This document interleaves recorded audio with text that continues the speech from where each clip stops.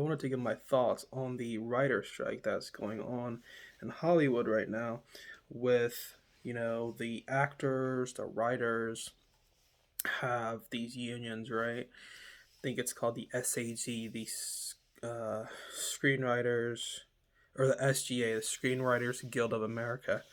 So they have the SGA who are basically on strike because, they're not getting paid enough, right?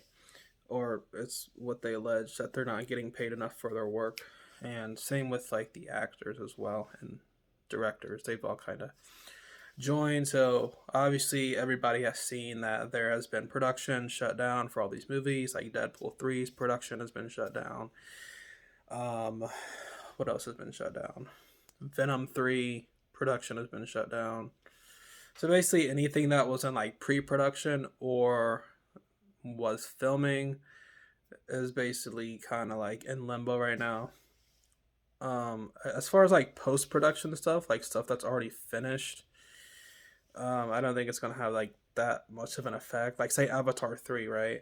Like Avatar 3 is already finished, So I mean, there's not really anything that's really gonna affect that. Maybe it may come out later, but that film's already done. Same with like Mission Impossible: Dead Reckoning Part 2. Like that's already filmed, so it's mainly affected like stuff that's already um, that hasn't already been filmed and stuff that hasn't already entered post production. So basically, my thoughts on the strike that's going on is again, corporations are greedy. Like these are, and it's the big five. The big five are in the news. The big five major studios. So Warner Brothers, Discovery, Disney, Sony, Universal, and what's the other one? Warner Brothers, Discovery, Disney, Sony, Universal, and Paramount. Paramount, that's it. So those are like the big five studios that are basically getting all the heat. And like I said, these are billion, multi-billion dollar, these are conglomerates which they own all these other companies. They own like so many companies. So like they have all the money in the world, right? So it's like honestly, I don't I don't see why these super rich multi-billionaires, the CEOs, the David Zaslavs, the Bob Igers, and everyone else can't just be like, okay, we're gonna pay you guys a little bit more money, for your work, right? I think it should also be, it should also be fair compensation based on reception from like the box office, right? Because that's got to be like a part of it, right? If you have a film that does, like The Flash, which only barely made its production budget back, which is expected to lose Warner Brothers $200 million. Well, it's like if DC Studios doesn't make any money on that film, it's like, well, I mean, how can you really pay?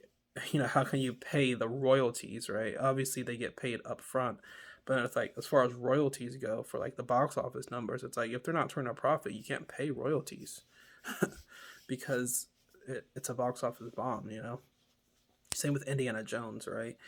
So, but I understand the plight of the writers and the actors. It's like they need to be compensated fairly. You hear a lot about VFX artists working on Marvel Studios and things like that. Where they have these crazy deadlines they have to meet. They're not getting paid enough for their work.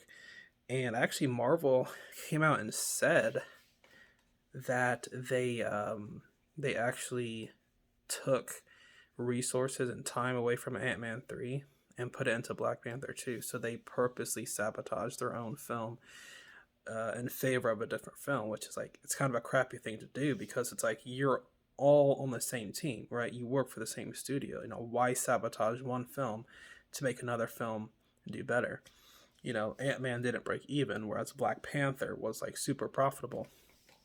So I think the CEOs are being greedy, and they're doing crappy, greedy things that CEOs do, which is, they basically screw their employees, you know, and it's just, it's greed. That's all it really is, right? It's like I said, these are like major studios, the biggest studios in the world, and they're Bob Iger even said, you know what, we're just gonna let them starve, basically. So yeah, Bob Iger actually said that, the CEO of Disney. He said we're just gonna let them starve. So he's hoping they're gonna just like drop this whole protest and strike and just go back to work for peanuts like they were before. But here's the good news. There is some good news, right? The good news is there are some films that again have already been filmed and everything that are going to be coming out in 2023 that are like, they look so good. I'm super excited for them. So there's actually a film called The Creator. It is actually from the director of the Rogue One film, Star Wars Rogue One. And basically, this film is kind of in the distant, not so distant future where there's a war between humans and AI, right? And, it's very, I'd say it's pretty relevant to our time now with increasing AI efficiency and optimization of how these AI programs are working and how they're evolving. So, hey, that movie could be our life in 20, 30 years. I hope not, though. But anyway, I'm super excited for The Creator. It stars Denzel Washington's son, John David Washington. It looks like such a great film. Only like an $86 million budget, too. And it looks fantastic. The other thing I'm super excited for is Dune Part 2. Obviously, we all know Dune. Dune is a fantastic, it's a sci-fi epic film.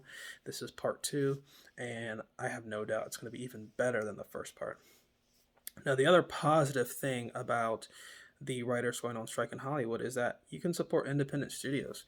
You know, I am always recommending independent films, um, whether they're like, say, smaller, like really small scale, really small independent studios, or like some of the bigger independent studios, like say Lionsgate, which actually Lionsgate produced Plane, the movie I just did a review on, where they kind of compete with like the big five studios, but they're still kind of basically independent.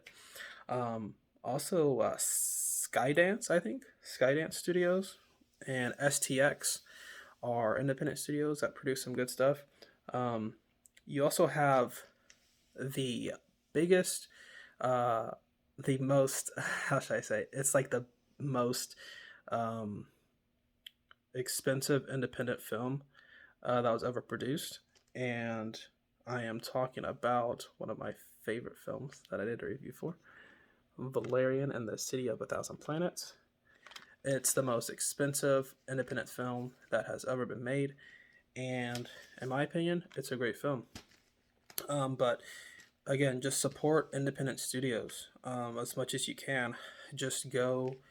Um, I use Voodoo, so I just go on Voodoo and I'll just go to a section that I think that I'm interested in. I'm mostly interested in sci-fi, so I just go to sci-fi and I browse. Or I like horror and fantasy too, so I go to fantasy and horror and I browse.